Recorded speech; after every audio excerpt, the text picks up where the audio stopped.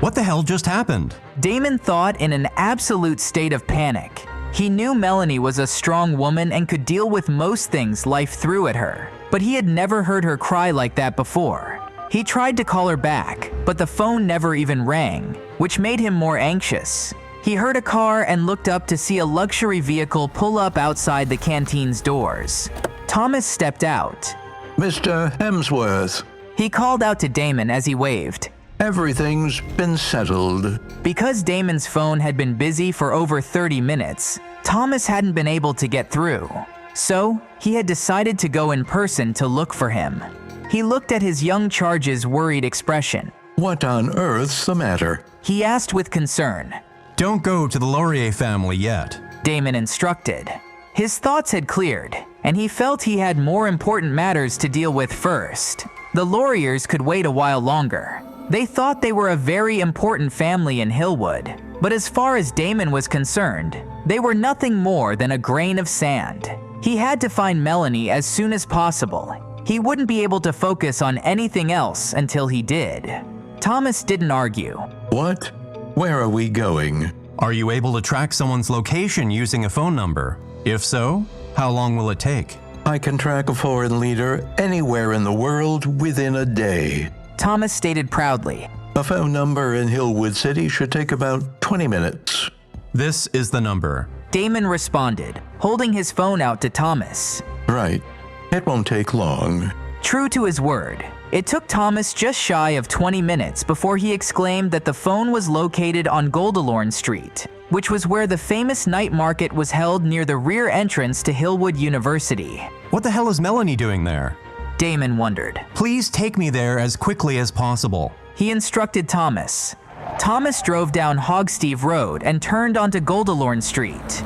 Food stalls lined the road. Barbecues were lit, and the smell of pulled pork filled the air.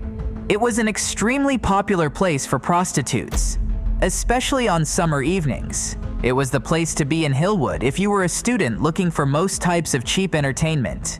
A few moments before Damon and Thomas arrived, one of the stallholders was begging for understanding. Please forgive us.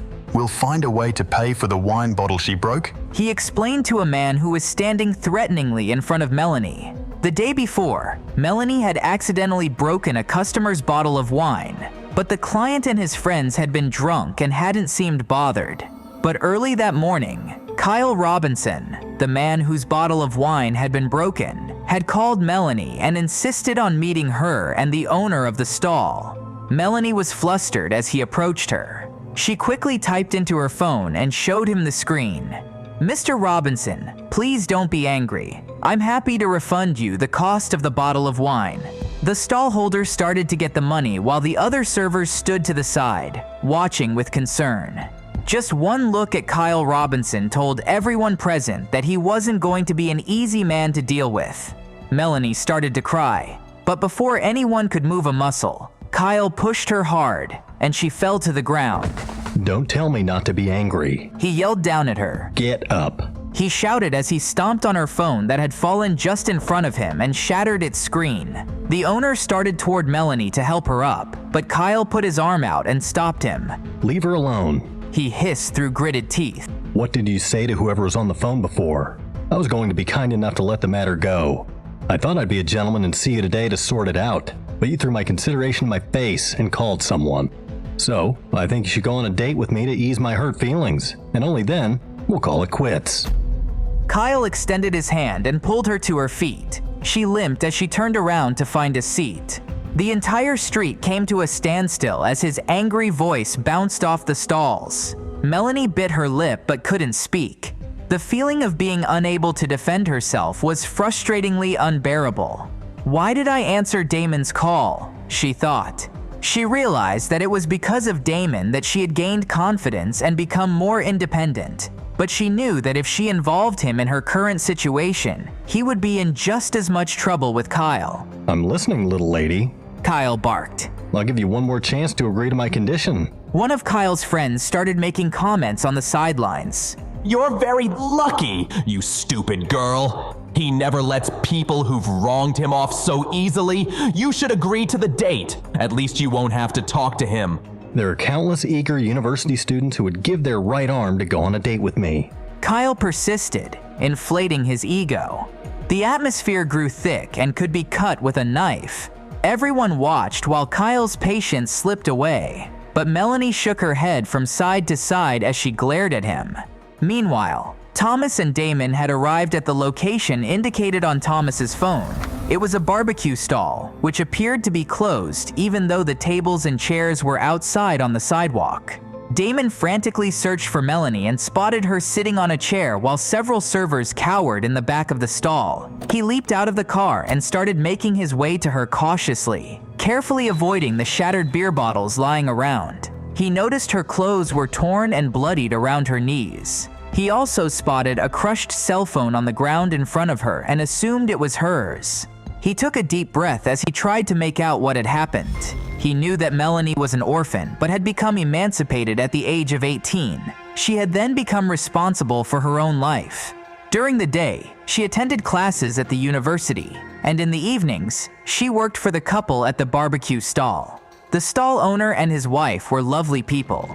Even though Melanie had a speech impairment, that never mattered to them.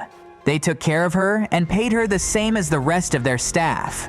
She had been working for them for 3 years. Kyle had been about to explode when a movement caught him out of the corner of his eye. He turned to see a man slowly walk toward Melanie, stopping to pick up her smashed phone from the ground. Kyle watched as Damon examined the shattered screen and angrily dusted the phone off. Dude, Kyle shouted. Don't you see this place is closed? Damon slowly raised his head and glared at Kyle. The anger on his face was evident. What was that about? A lousy bottle of wine she broke? Damon demanded quietly. Who the hell are you? Kyle snorted arrogantly. Damon clenched his fist at his side. I'm her guardian angel. How about I give you $300 so you can go and buy yourself something decent to drink? He suggested. Kyle stared at Damon and sucked in a deep breath. Do I want to take this guy's money? He wondered. Anyway, who the hell is he to waltz in here and take over? He was looking for trouble. He's found it. Kyle thought. $300? Do you realize Jasper Stewart owns all the alcohol? He's my boss. Kyle explained with a malicious grin. He's never going to accept $300 as compensation for his wine. If the name Jasper Stewart was put on the label of any bottle of liquor, its price could be doubled, if not trebled. Everyone in Hillwood knew Jasper. Every time Kyle ate at the barbecue stall, he drank what he liked. Nobody dared cross Jasper. Jasper was born into a criminal gang, and he had a very high reputation.